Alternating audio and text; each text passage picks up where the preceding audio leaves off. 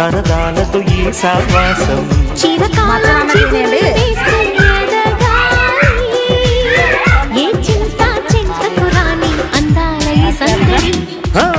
ఎన్నో ఎన్నో రాగాలుండే సంగీతం కాగా చలాకి నవ్వుల కేరింత